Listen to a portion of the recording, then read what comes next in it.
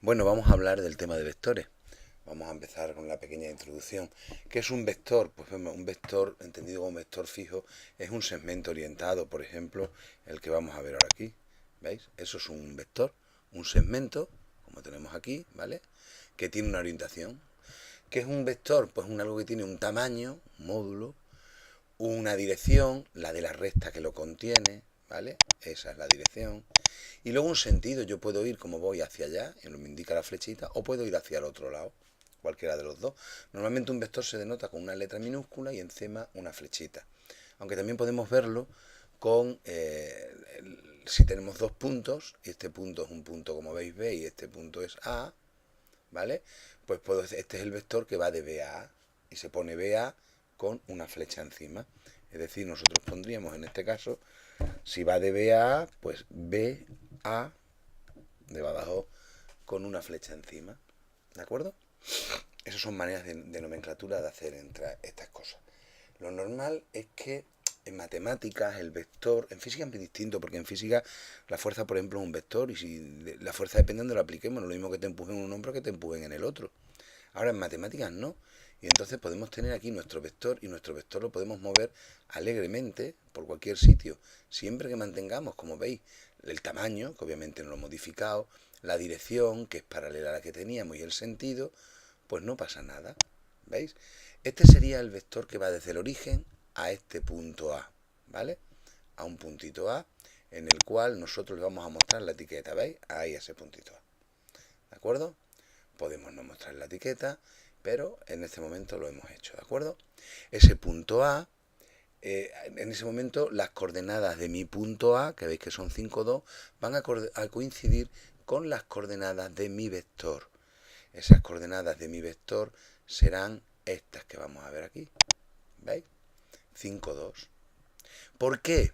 ¿Lo puedo ver yo también donde estaba antes? Uy, que me he hablado y no tengo que verla. ¿Lo puedo ver donde yo estaba antes? Perfectamente. Antes estábamos aquí, si mal no recuerdo. ¿Veis? Nosotros podemos poner aquí esto. Y veis, yo me he ido 1, 2, 3, 4, 5 a la derecha y 2 para arriba. Es decir, me he ido 2 para arriba y 5 a la derecha. Y de ahí me salen estas coordenadas 5, 2. Si yo me hubiera ido 5 a la izquierda, pues serían menos 5. Y si voy 2 para abajo, pues menos 2. Eso es obvio, ¿de acuerdo? Eso es lo que nos va a ir dando las coordenadas de nuestro vector. ¿Qué es importante en un vector? En un vector es muy importante el que nosotros tengamos, sepamos cuál es su tamaño, su módulo. Para hacer el módulo, si yo tengo un vector cuyas coordenadas son x, y, si os fijáis, vamos a volver a la imagen de antes. ¿Qué se está produciendo aquí? Como veis, un teorema de Pitágoras. Y el tamaño de este segmento no es otra cosa que la hipotenusa de ese triángulo, cuyos catetos miden, en nuestro caso, 2 y 5.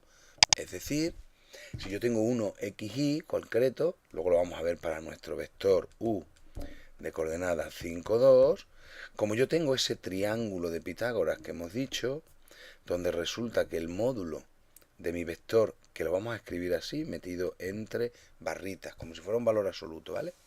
El módulo de mi vector, yo tengo que esta es mi coordenada x, esta es mi coordenada y, la y siempre es la que va para arriba, para abajo, ¿vale? Y la x la que va para los lados. Pues como por el teorema de Pitágoras, yo tendría que el módulo de u es igual al cuadrado, claro, pues estamos hablando de la hipotenusa, ¿no? Al cuadrado igual a la suma de los cuadrados de los catetos, ¿vale? Más concretamente, si yo despejo el módulo de u, me quedaría cualquiera de las dos raíces, pero como estamos hablando de una distancia, es decir, de un tamaño, pues vamos a coger la raíz positiva de x al cuadrado más y al cuadrado. En nuestro ejemplo, el módulo de u sería la raíz cuadrada de 5 al cuadrado más 2 al cuadrado, es decir, la raíz cuadrada de 29 unidades. Si no hemos especificado las unidades, si son centímetros o metros, pues nosotros ponemos una U de unidades, ¿vale? Y listo, y con eso zanjamos un poquito nuestro problema. Ese es el módulo de un vector, ¿de acuerdo? Es una fórmula. Sabéis que yo soy muy enemigo de las fórmulas, pero hay algunas que las vas a usar mucho y tampoco pasa nada porque te las aprendas.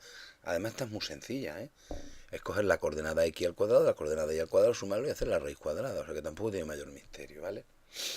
¿Qué otra cosa es importante en un vector? Pues por ejemplo también su argumento. ¿Qué es el argumento? Pues el ángulo que va a formar con la horizontal. Vamos a ver ese ángulo. En nuestro caso sería este ángulo alfa que mide pues 21,8, pero bueno, esto ya es casualidad, ¿vale? 21,8 que sería un poquito casualidad. Claro, aquí tenemos nosotros que ese ángulo viene también de un triángulo, ¿no? Volvamos a nuestro dibujo. Con lo cual, la tangente de este ángulo va a ser el cateto opuesto partido por el cateto contiguo, ¿de acuerdo? Es decir, que nosotros en nuestro caso lo que vamos a tener es que la tangente de ese ángulo alfa que se está formando aquí es el cateto opuesto partido por el cateto contiguo, es decir, la segunda coordenada partida por la primera. Eso nos va a dar un valor, pero yo no quiero la tangente, quiero el ángulo. En la mayoría de las calculadoras recordáis que lo que vamos a hacer es Shift, tan, y le vamos a escribir el i partido por x.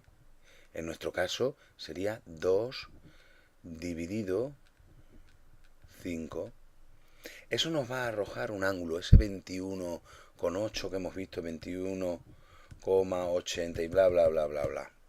Recordar que si nosotros le damos luego ya a Shift y le damos a la teclita de los ángulos, de meter grados, minutos y segundos, pues nos saldrá ya el ángulo, yo no lo tengo hecho, pero vamos, el ángulo en grados, minutos y segundos.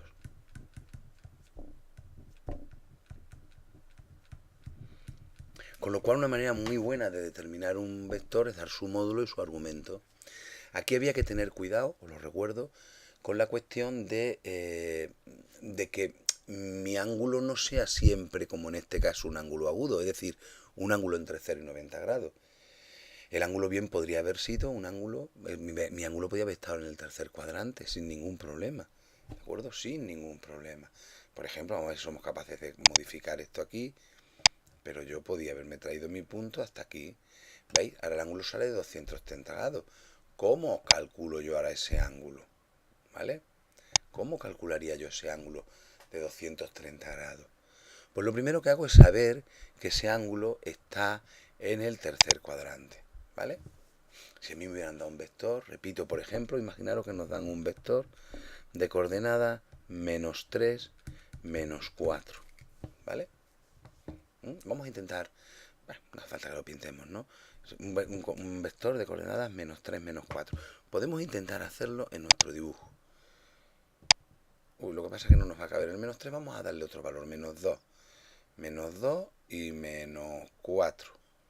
¿Cómo consigo yo eso? ¿Veis? Mira, 2 para la izquierda es -2, 1, 2, 3 y 4 para abajo hacen el -4, ¿vale?